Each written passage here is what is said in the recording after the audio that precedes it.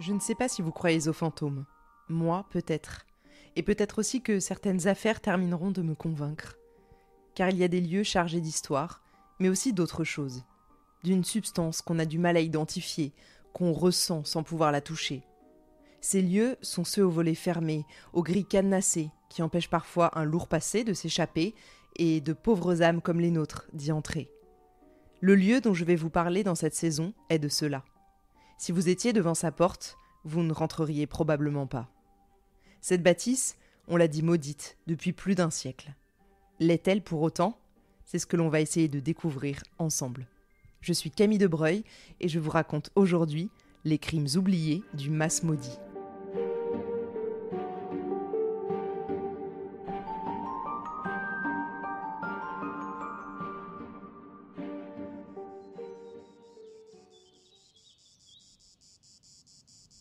C'est un écrin de campagne dans lequel on se sent bien. À quelques kilomètres à pied, il y a le centre-ville de Nîmes. C'est une ville qui bouge pas mal déjà en 1900. Mais dans ces bourgs, il ne se passe pas toujours grand-chose. Certaines habitudes ne changeront pas au fil du temps.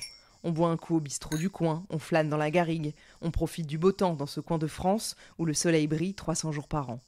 Dans le Gard, le climat social est très ouvrier. Au loin, les magnaneries qui abritent la culture de verre à soie se découpent dans le paysage et offrent à des centaines d'hommes un emploi stable. Mais au fil des années, on délocalise. C'est le début de ce mal du siècle. Et puis, c'est pas bien grave après tout, on a le charbon pour se rattraper. Quoique, le charbon venu d'Angleterre est déjà souvent préféré aux Gardois, alors on ferme aussi les mines. Les forêts de pins plantées il y a des décennies pour consolider les sols plafonnant ces mines sont maintenant comme des touffes qui n'ont normalement rien à faire ici. Quand on s'enfonce un peu plus loin, on se retrouve bien vite hors de la ville, sur les chemins longés de thym et de romarins sauvages. Les cigales prennent le dessus sur tous les autres bruits ambiants. C'en est presque assourdissant les jours d'été. Tout au fond de l'impasse des Fusains, il y a cette bâtisse pour le moment inconnue. Le chemin est sinueux, pas bétonné comme aujourd'hui. Pas de voitures garées, pas non plus de passants. Autour, il n'y a que des champs et des murets de pierres sèches comme on en voit partout dans la région. Depuis quelques jours, on n'a pas vu le propriétaire. Et les collègues du village s'inquiètent un peu. Ce n'est pas son genre. Alors, ils vont voir. Il faut se farcir la route du centre-ville jusqu'au mas du copain, c'est pas tout près. 2 kilomètres en soi, c'est rien, surtout pour des gaillards, mais sous ce soleil de plomb, chaque pas compte. Lorsqu'ils arrivent, tout est calme. Un peu trop peut-être. Ils seraient partis sans donner de nouvelles ? Ou peut-être un voyage incongru pour le travail ? Non, ça ne colle pas. Ce n'est pas la saison des déplacements. On reste au pays, on boit des coups bien frais. On pourrait demander à sa femme, mais il n'y en a pas. Ça réduit le champ des possibles côté témoin. Les gars tentent d'entrer dans la maison, c'est ouvert. Leur copain est là, accroché à une poutre, le cou brisé et les jambes pendantes. Le propriétaire s'est pendu et c'est la première fois que la mort touche le mas de Lozes.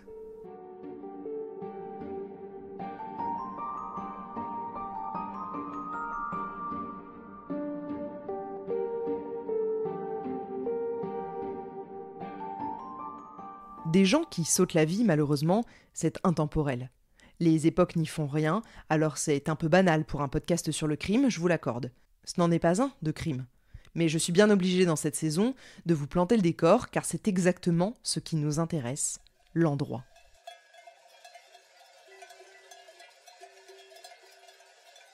Le mas de Lozes, aujourd'hui célèbre, n'est dans les années 1900 qu'une baraque comme une autre.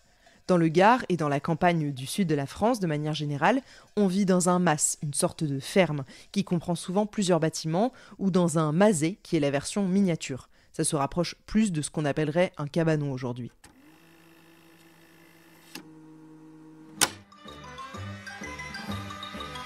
Sur les chemins de France et de Navarre, le soldat chante en portant son bazar, une chanson authentique et bizarre, dont le refrain est vive le pinard. Faisons un bond dans le temps. Nous sommes 14 ans plus tard. Le 3 août 1914, la guerre a été déclarée. Les hostilités ont déjà démarré et dans tout le pays, le climat est chargé d'électricité. Les journaux titrent tous qu'avant même que la guerre soit rendue officielle, les Allemands ont déjà envahi le pays. On veut en découdre, les mettre dehors et vite. Ils ne savent pas encore que cette guerre va être sanglante, longue et boueuse. Mais dans la banlieue de Nîmes, au fond d'une impasse, encore pleine de garrigues, la vie est toujours la même. Sauf ce jour-là. Une jeune fille agonise, le corps ensanglanté, et elle est heureusement rapidement transportée à l'Hôtel-Dieu de Nîmes, inauguré à peine 1 an auparavant. Elle est lardée de coups de couteau, et le pronostic vital est un moment vraiment très engagé. Lorsqu'il faut établir sa fiche, le médecin écrit son adresse, Mas-de-Lose, Nîmes. C'est la fille des propriétaires, et son amoureux du moment n'a pas apparemment supporté d'être éconduit. Il aurait pu envoyer une lettre désespérée ou la rendre simplement jalouse avec une autre au bal du coin. Au lieu de ça, il se rend au mas familial, la trouve seule, sort un couteau de boucher et la poursuit en la lacérant dès qu'il en a l'occasion. Puis il la laisse pour morte sur les dalles de la cuisine. Elle survit de peu, et le Mas-de-Lose continue d'enfermer un à un les secrets d'une violence inouïe. On retrouve évidemment l'amoureux, c'est ce que vous vous dites. Eh bien, pas du tout.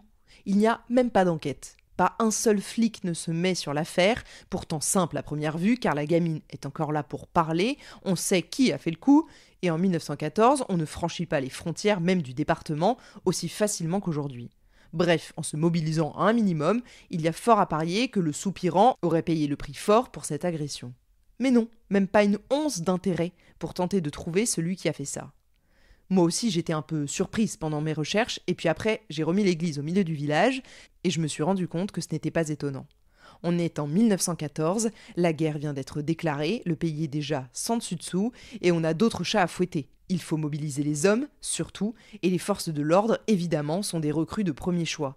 Sans parler du sujet de l'affaire, une agression de femme, inutile de vous dire que face à la guerre, ça ne fait clairement pas le poids dans la presse locale.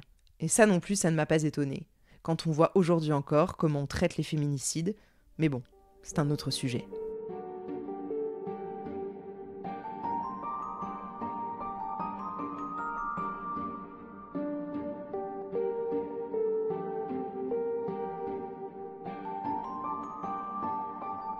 Le Mas-de-Lose appartient aujourd'hui à ces lieux en France qu'on dit maudits, et dans lesquels on ne passerait probablement pas la nuit.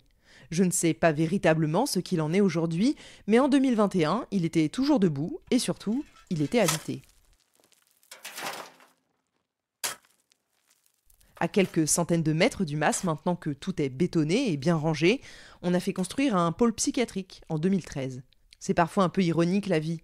Quand on sait tout ce qu'il s'est passé dans ce coin, il y a de quoi perdre la tête. Mais encore faut-il croire qu'un lieu, théâtre des pires horreurs, peut à lui seul porter tout le malheur. On dit que les murs ont des oreilles, mais dans le cas du Mas-de-Lose, je crois surtout qu'ils ont des armes. En France, plusieurs lieux comme celui-ci sont dans le collimateur des fans d'urbex ou d'enquêtes paranormales.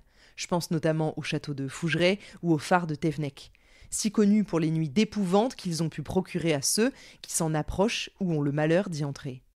En ce qui concerne le Mas-de-Lose, on est sur autre chose. La malédiction n'est pas paranormale, elle est simplement criminelle. Je ne peux pas vous expliquer pourquoi, peut-être est-ce dû à sa localisation d'abord, au bout d'une impasse qu'on ne fréquente pas et où très longtemps il n'y a rien d'autre que des champs. Isolée, la baraque est idéale pour commettre les pires méfaits. On ferme la porte, on étouffe les bruits, on garde en lieu sûr la souffrance et la mort.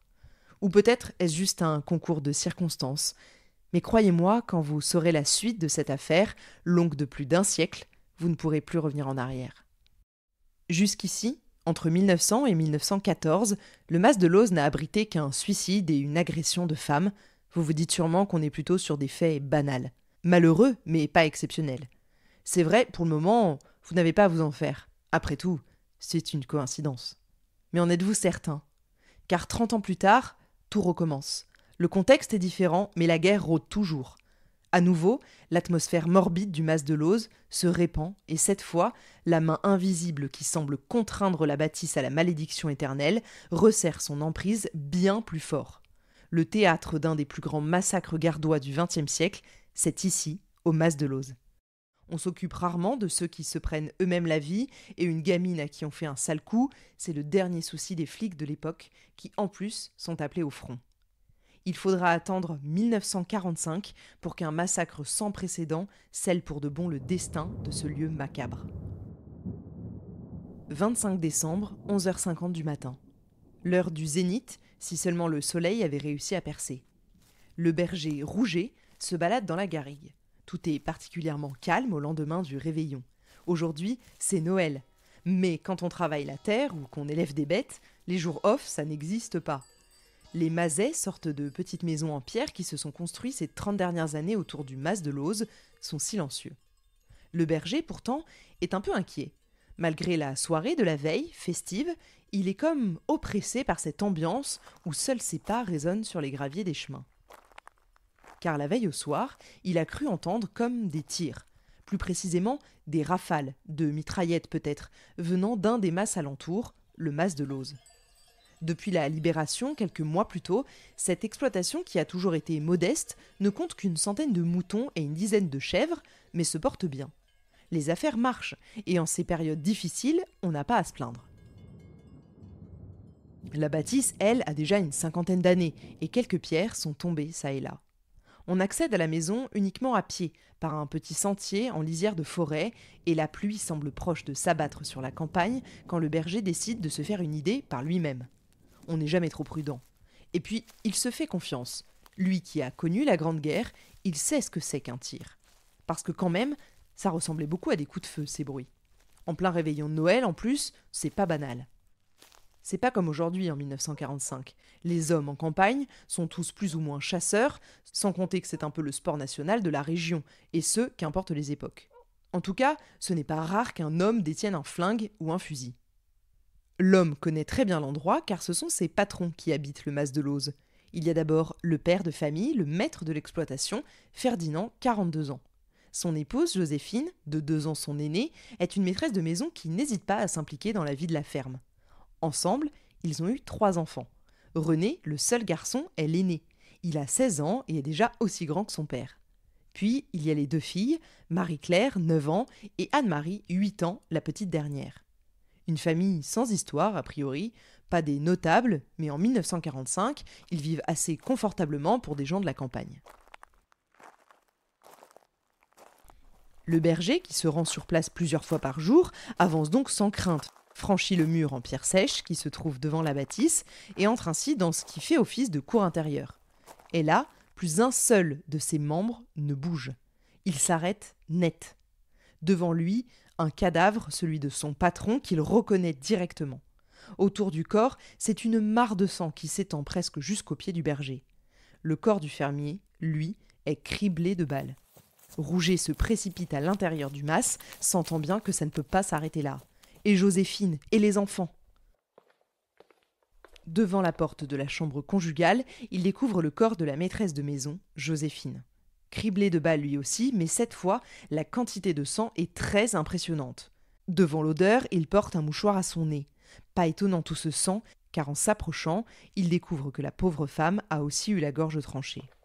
À ses côtés, gît le jeune René, tué exactement de la même façon que sa mère. Le berger retient la bile qui fait déjà baigner ses molaires parce qu'il sait. Pour faire le tour de cette boucherie, parce qu'il n'y a pas d'autre mot, il sait qu'il va devoir maintenant pousser la porte adjacente, celle de la chambre des gamines.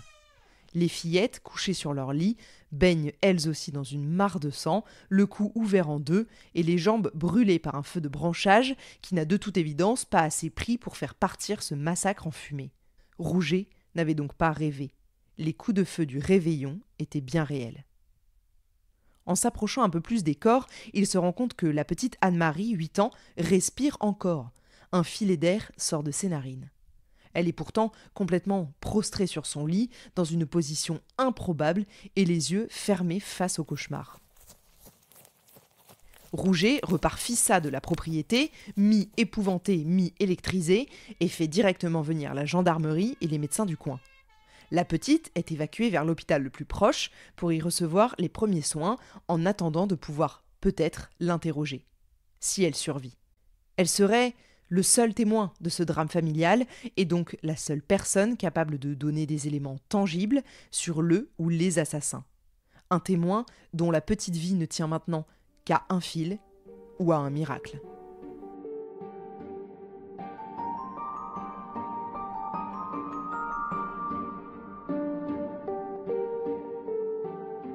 Le corps du père est retrouvé dans la cour, son propre fusil couché à ses côtés. Les flics pensent que le ou les assassins se sont présentés à la nuit tombée, peut-être entre 21h et 22h, selon les premiers rapports d'autopsie. Imaginons, le chien aboie. D'ailleurs, il ne sera jamais retrouvé ce chien, il n'en sera même pas fait mention dans l'enquête. Mais imaginons qu'il aboie, et que M. Salier se lève. C'est le réveillon de Noël, peut-être la famille n'est-elle même pas encore couchée. Son fusil en main, il sort dans la cour pour vérifier si un rôdeur ne traîne pas dans les parages. Ce ne serait pas la première fois, la localisation de l'exploitation, au bout d'une impasse déserte, donne souvent l'idée à des gars de s'aventurer par là. Il sort, et là dans la cour, l'assassin ne lui laisse aucune chance de déblatérer, 12 balles d'une mitraillette modèle Stengun ont transpercé le fermier. Il meurt sur le coup. L'inconnu pénètre alors dans la maison, et les gendarmes pensent qu'il connaissait bien les lieux ou qu'il y était au moins déjà entré. En entendant les coups de feu donnés sur son mari, on imagine bien la mère de famille, Joséphine, sursauter dans son lit ou sur son fauteuil. Elle sort alors de la chambre conjugale quand elle tombe nez à nez avec le tueur. Comme son mari, elle est criblée de balles et s'effondre sous les yeux de son fils, René, attiré par les tirs et les cris. Adultes ou adolescents, ils sont tous traités de la même façon, et le tueur réitère son geste sur René, à bout portant cette fois. Avec le nombre d'impacts et la violence des tirs, ces trois-là n'ont aucune chance de s'en sortir. Dans leur chambre, les deux petites filles n'osent pas bouger, tétanisées par les cris et la peur de leur famille. L'homme pousse la porte, les gamines se recroquevillent sur leurs lits respectifs et ferment les yeux en attendant que le tueur leur réserve le même sort. Sauf que la mitraillette s'enraye et ils se retrouvent incapables de les tuer. Il s'empare alors d'un rasoir ou de quelque chose qui y ressemble, avec une lame très fine dans tous les cas, et il égorge les deux fillettes impuissantes. Puis il dépose quelques branches sèches trouvées dans la cour sur leurs jambes et il y met le feu. Plein de sang, il revient dans la cuisine et dans ce qu'on pense être une poussée de rage destructrice, il égorge à leur tour la mère et le fils, gisant déjà sur le carrelage. Tous les membres de la famille mis hors d'état de nuire, il s'empresse de retourner le mas à la recherche de l'argent qu'il pense y trouver. Quand les gendarmes locaux arrivent sur place, ils se rendent bien compte qu'ils vont vite être dépassés par la situation. C'est déjà difficile de regarder ces corps ensanglantés napper le sol de la maison. C'est alors le commissaire Bressel de la brigade spéciale de Montpellier qui prend avec son équipe le relais de la gendarmerie quelques jours plus tard. Le problème dans cette enquête naissante, c'est qu'il n'y a pas d'indices, ou très peu. On est en 1945, très loin d'utiliser l'ADN au niveau policier pour retrouver le coupable. Mais on a le plus important, non ? La gamine. Anne-Marie, elle est bel et bien en vie. Mais elle ne parle pas. Depuis cette nuit-là, elle ne parle plus. Puis un jour, sortie de l'hôpital, elle répond aux questions. Mais son discours reste complètement incohérent. Les policiers n'ont absolument rien à se mettre sous la dent. La presse, quant à elle, s'est emparée de l'affaire, évidemment, mais n'a vraiment que des miettes délivrées par les autorités pour tenter de tenir les gens en haleine. En plus, le peu d'infos qu'ils ont pour attraper celui qui a fait ça pourrait aisément l'inciter à se terrer dans un coin de garrigue pour ne plus jamais en sortir. Alors côté flic, on ne prend pas de risque et on en dit le moins possible.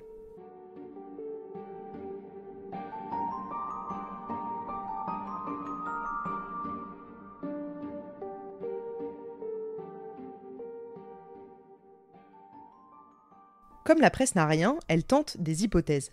Pas toujours heureuses, je dois vous le dire. Dans le Midi Libre du 27 décembre 1945, soit 2 jours après le massacre, on peut lire par exemple « Il apparaît nettement que l'individu incriminé n'est ni un arabe, ni un nègre. D'ailleurs, les docteurs Marron et Fayot se portent garants que les fillettes n'ont pas été violées. » Ça vous donne un aperçu de l'ambiance dans la campagne française au sortir de la guerre. De bons gros relents racistes, parce que l'étranger là, on n'en veut plus. Plus jamais. Puis, peu à peu, les articles se tournent vers les mystères de la famille ou leurs potentiels secrets. Forcément, dans une enquête pour assassinat, encore plus pour un quadruple assassinat, encore plus pour un massacre familial, quand on n'a rien comme indice qui mène à l'extérieur, on vient fouiller à l'intérieur. Première hypothèse, on évoque d'abord une vengeance de guerre. Bof. Pas plus d'indices que ça pour venir étayer cette thèse, si ce n'est que le mas a servi de terrain de parachutage pour les Alliés à la fin de la guerre. Si un Allemand traînait encore dans le coin, il aurait peut-être tenté quelque chose. Je sais pas vous, mais moi, j'y crois pas trop. Ensuite, deuxième hypothèse, on soupçonne des prisonniers allemands évadés il y a peu de la centrale de Nîmes. Ouais, encore une question d'allemand. Décidément, plus de 6 mois après l'armistice, on pense toujours que les gars humiliés vont venir décimer une famille entière pour le plaisir ou pour un peu de fric. À mon avis, ils n'en sont plus vraiment là. La troisième et dernière hypothèse est la plus probable, et ce n'est pas moi qui le dis, ce sont les policiers. La petite Anne-Marie a rapporté au milieu de détails qui ne servent à rien qu'un homme qu'elle n'avait jamais vu avant avait frappé à la porte le samedi précédent le drame, puis il était revenu le lundi, avait apparemment discuté un moment avec ses parents. C'est vrai que ça peut ressembler à un petit repérage tout ça. Des hypothèses, c'est tout ce dont disposent les autorités, qui, après avoir participé à l'effort de guerre ces 6 dernières années, doivent encore voir des horreurs dans leur propre campagne. On n'est plus en 1914. Ceux-là ont envie de trouver le ou les salauds qui ont fait ça. Mais ils n'ont pour ainsi dire aucune piste. Le mas de Looz reste ainsi figé dans le temps, maintenant célèbre dans toute la France, pour être devenu le mas maudit. Il faudra attendre septembre 1946, presque un an après le massacre de la famille Salier, pour que l'enquête connaisse un nouveau souffle. Près d'un an après le massacre, la brigade de police de Montpellier n'a toujours aucune piste sérieuse et l'affaire s'enlise irrémédiablement. Ah, la presse, toujours à l'affût du moindre petit indice croustillant de l'information qui fera basculer la journée en succès médiatique. Sauf que quand elle n'a rien, surtout parce que les flics gardent tout pour eux, la presse, elle fait comme elle peut, et parfois elle va jusqu'à inventer des choses pour se rendre intéressante. La police se méfie des journalistes, les journalistes défient la police, certaines choses ne changent pas. Le Midi Libre titre ainsi le 28 décembre 1945 « Le pseudo-inspecteur serait l'assassin. On a retrouvé dans la cour une bouteille ensanglantée qui lui aurait servi pour s'essuyer les mains. » Mais qui s'essuie avec une bouteille ? Je vous le dis, comme on ne sait pas, les supputations vont bon train. Le lendemain, le quotidien va même jusqu'à livrer une fiction de ce qui se serait passé. Ce serait bien l'inspecteur mystère qui aurait tué tout le monde et aurait mis le feu aux gamines avant de tuer la mère pour la forcer à regarder et à cracher le lieu du magot. Les bons romans policiers, ça existait déjà en 1945, pas besoin d'en écrire un autre, si vous voulez mon avis. L'inspecteur mystère, c'est l'homme qu'a décrit la petite Anne-Marie, 8 ans, en affirmant qu'un homme en uniforme avait sonné chez eux et avait parlé avec ses parents le samedi précédent les assassinats, et qu'il était aussi revenu la veille. Un faux inspecteur de police dont les parents Salier ne se seraient pas méfiés, apparemment. Évidemment, on a envie qu'il se passe quelque chose dans cette affaire très suivie du mas de Looz. Les gens s'émeuvent de cette famille qui s'est fait massacrer sur le carrelage de leur ferme. Et ils se questionnent sur ce lieu qui, avant la tuerie des Saliers, a déjà connu une agression grave et un suicide. Ça commence à faire beaucoup de malheur pour un seul endroit, non ? Mais dans le crime, c'est comme tout, si on n'a rien de nouveau et que le fait divers s'éternise, les articles s'espacent. Jusqu'au mois de septembre 1946, où la police interpelle à Alès 2 jeunes gens en train de cambrioler un mas. Est-ce que ce sont les mêmes qui ont procédé chez les Saliers ? On le suppose d'abord, mais les 2 gars ont un alibi en béton pour le moment du drame. Cette micro-fissure dans la vérité se referme net. 1 an après le massacre, le mas de Looz conserve encore tous ses secrets.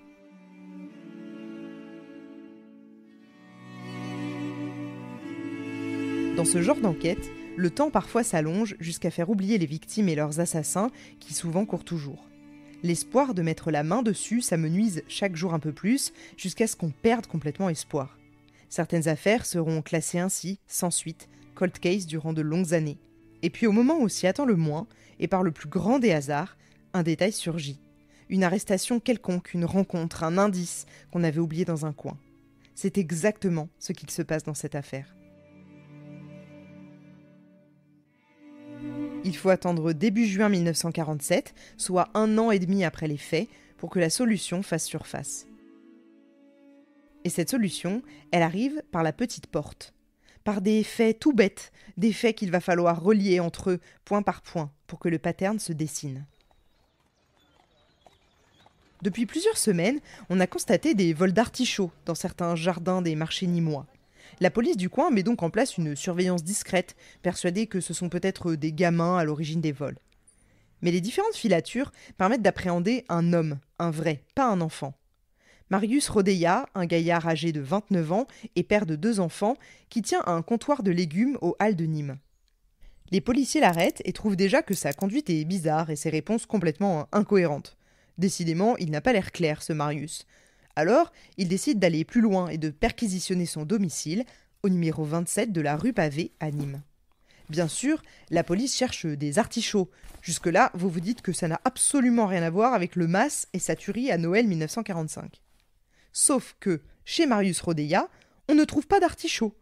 En revanche, dans la cave, on retrouve une mitraillette Stengun 8 mm, du même calibre que celle utilisée au mas de Lozes et qui contient encore une balle, enrayée dans le canon.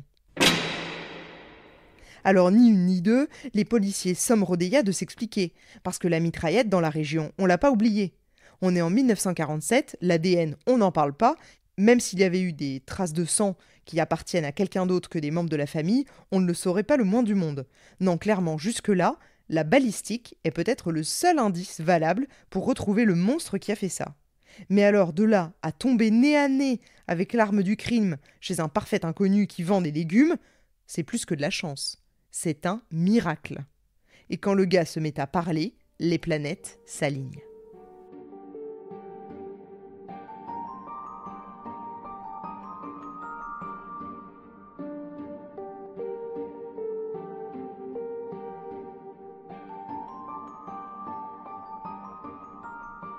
Au début, bien sûr, c'est un peu confus et il s'égare dans ses paroles. Mais très rapidement, devant l'insistance et la pression policière, il se met à table. Oui, il connaît le coin. En fait, il est propriétaire d'un maset à 200 mètres seulement de celui des Saliers. Bon, et quand il arrête de se foutre de leur gueule, il explique aux policiers que 2 jours avant le drame, en se faisant passer pour l'un des leurs, à la recherche de miliciens, il était allé frapper chez eux et ainsi repérer les lieux par la même occasion. Drôle d'époque que cette fin de guerre. Ah, mais le soi-disant inspecteur alors, il vend des légumes en fait. Le jour du quadruple meurtre, il s'est présenté au mas de Lozes, a fait appeler Ferdinand le père pour l'attirer dehors, et il l'a descendu.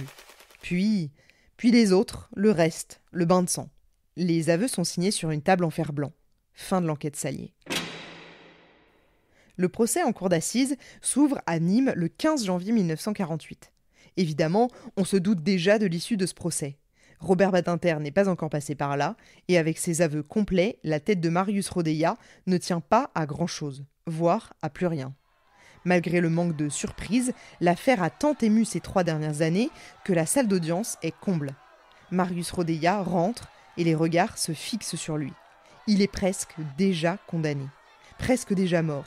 Chacun veut sa tête et demande le prix du sang. On cite dans ce procès 11 témoins, dont la minuscule Anne-Marie, la cadette des Saliers, seule survivante de la tuerie qui a emporté toute sa famille. Quand le procès s'ouvre, elle a 11 ans. Pour assister Rodeillat dans sa défense, il y a 2 avocats, maître Ménard et maître Taillade, le futur maire de Nîmes. En face, pour représenter Anne-Marie et la partie civile, maître Montaut. Et si vous pensez que Rodeillat s'en veut de quoi que ce soit, vous vous mettez le doigt dans l'œil.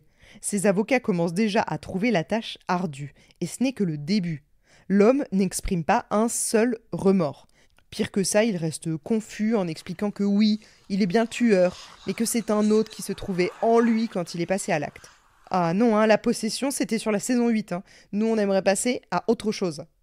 Peut-être que vous vous dites que le témoignage de la petite Anne-Marie suffirait à le faire condamner là, de suite, parce que elle le reconnaîtrait, parce qu'elle expliquerait tout ce qu'elle a vu. Sauf que le président écourte ses explications à la barre du fait de son handicap à parler. Forcément, des séquelles, il en reste. Non, ce qui importe vraiment, c'est l'état mental de Marius Rodeillat. Et oui, le discernement, comme à chaque fois. Je ne vous refais pas un cours de justice française, mais ce qui compte très souvent, plus que le reste, c'est de savoir si, au moment des faits, il en était conscient. Était-il pleinement responsable de ses actes, ce vendeur de légumes ? Et si oui, pour quel mobile a-t-il décimé une famille entière ? La sœur du père, Ferdinand, dira que son frère possédait au mas de belles économies. Le voilà sûrement, le mobile. On fait donc venir les experts psychiatres à la barre, et le moins qu'on puisse dire, c'est qu'ils ne sont pas d'accord entre eux du tout. Pour certains, l'irresponsabilité de l'accusé est totale. Ils affirment que, je cite, « Lors du crime, Rodeillat aurait agi dans un état de confusion mentale, laquelle, provoquant une amnésie lacunaire, permet d'affirmer qu'il n'a pas agi en possession de lui-même. » Sauf qu'à la barre, d'autres médecins contestent complètement cette analyse, ils constatent eux l'état de débilité mentale de l'accusé, mais ils estiment toutefois qu'il n'a pas agi le jour du crime dans un état second. Nous voilà bien avancés. L'avocat de la partie civile n'a qu'à ajouter une phrase qui restera mythique et je vous la cite. Rodeya, sortez de ce monde pour lequel vous n'êtes pas fait, pour rejoindre dans les espaces éternels ceux que vous avez envoyés là-haut assister à vos ripailles terrestres. Il n'y a pas à dire, en 1948, on savait parler. Tout le monde pleure, personne ne dit un mot. L'accusé reste impassible, les bras croisés. Le réquisitoire de l'avocat général est glaçant, mais la défense tente le tout pour le tout en évoquant l'enfance de Rodeya. Évidemment, vous commencez à avoir l'habitude. Tout commence dans l'enfance. C'est là que prend le feu du mal. Et pour Marius Rodeya, c'est à 4 ans que ça commence avec un père alcoolique qui le frappe. Presque classique, le gosse est livré à lui-même. Et le deuxième argument, c'est ce témoignage qui n'a ni queue ni tête des experts psychiatres qui se tirent dans les pattes. Dès qu'il y a un caillou dans le rouage, la défense saute sur l'occasion. Ça ne va pas du tout vous étonner, mais les jurés ne suivent pas les deux avocats de la défense. Le 16 janvier 1948, en 25 minutes à peine de délibération, ils décident du sort de Marius Rodeya, qui est condamné à la peine capitale. À peine 3 mois plus tard, le 27 avril 1948, le président de la République Vincent Auriol a refusé d'accorder sa grâce présidentielle, alors Rodeya marche vers la mort. Le gars est blasé et n'attend que de mourir. À 5h25 du matin, le couperet de la guillotine, déclenché par le bourreau des fourneaux, tombe et tranche net la vie si courte de Marius Rodeya. À 30 ans à peine, c'est déjà fini. Et il sera le dernier guillotiné dans le département du Gard.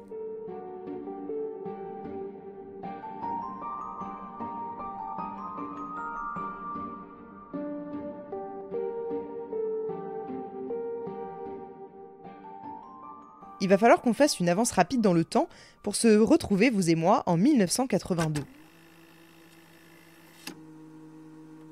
Nous sommes 37 ans après le massacre de la famille Salier entre les murs du Mas de Looz.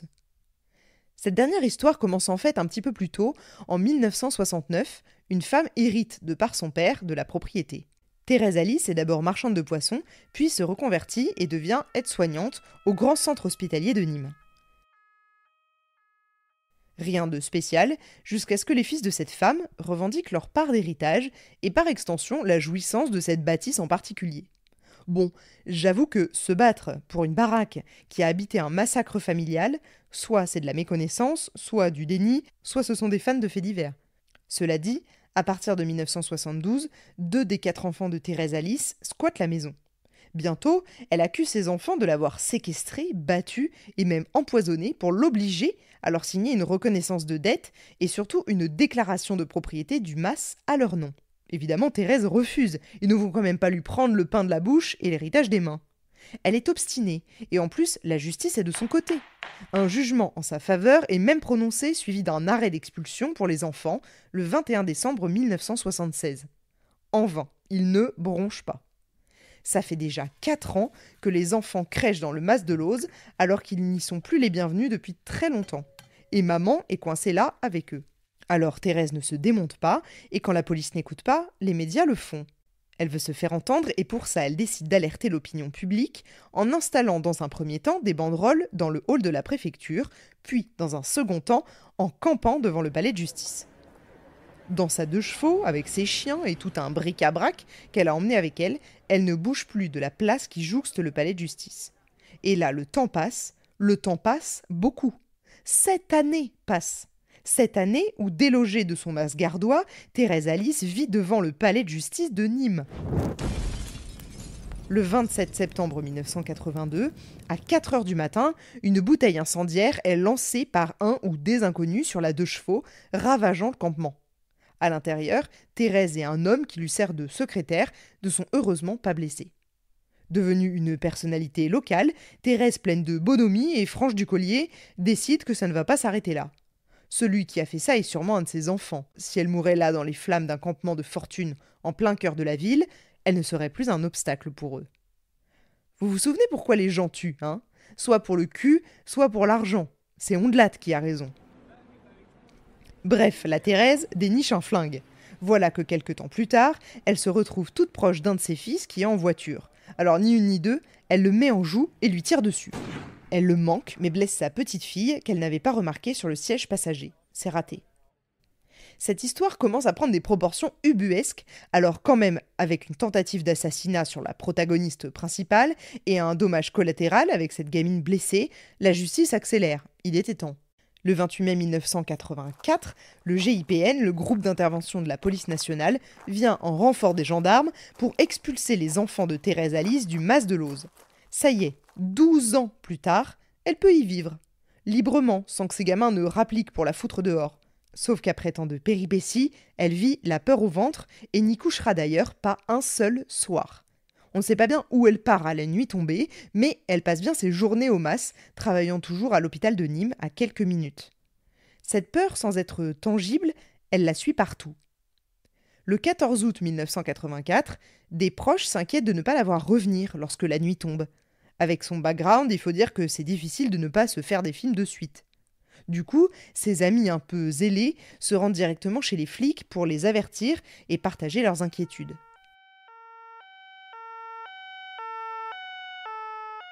À 21h, les gendarmes se rendent eux-mêmes dans la banlieue nîmoise et frappent à la porte du Mas de Looz, isolé au fond de son impasse. Personne ne répond. Pas un bruit, si ce n'est celui des grillons qui démarrent leur fanfare quotidienne. La porte est ouverte, ils pénètrent donc à l'intérieur. La pauvre femme est bien là, dans la maison. Elle baigne dans une mare de sang et gît sur le carrelage glacé. Sa gorge a été tranchée à coups de pelle. Évidemment, tout de suite, la police s'oriente vers deux des fils de la victime, Robert et Michel. Ils sont placés en garde à vue pendant 48 heures, mais ni tout en bloc. Faute de preuves, ils sont relâchés et plus jamais inquiétés par la justice.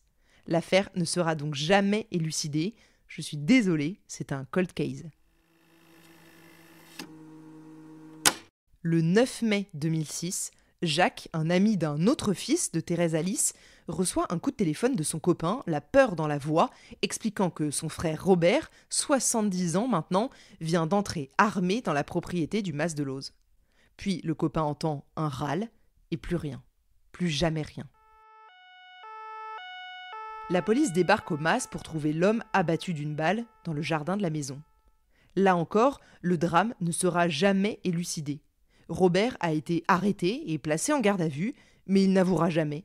Mis en examen pour l'assassinat de son frère, il ne sera jamais jugé et reste aux yeux de la justice innocent de ce crime.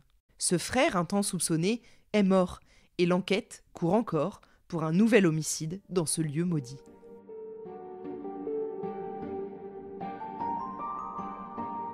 Cinq faits divers pour un seul lieu. Et peut-être y en a-t-il encore eu d'autres dont on n'a pas connaissance. Avouez que cette affaire fait froid dans le dos, car j'imagine très bien ce qu'on peut ressentir dans un lieu tel que celui-ci, chargé d'histoires dramatiques et d'un siècle d'enquêtes ouvertes où plane la mort dans chaque pièce. Alors, malédiction ou pas malédiction ? C'est à vous d'en juger en votre âme et conscience. Moi, j'ai mon opinion. J'espère que cette nouvelle saison de Crimes oubliés vous a plu. N'hésitez pas à me soutenir en laissant un avis sur Apple Podcast, 5 étoiles sur vos plateformes d'écoute préférées et surtout en parlant autour de vous. On se retrouve la semaine prochaine pour déterrer ensemble un nouveau crime oublié.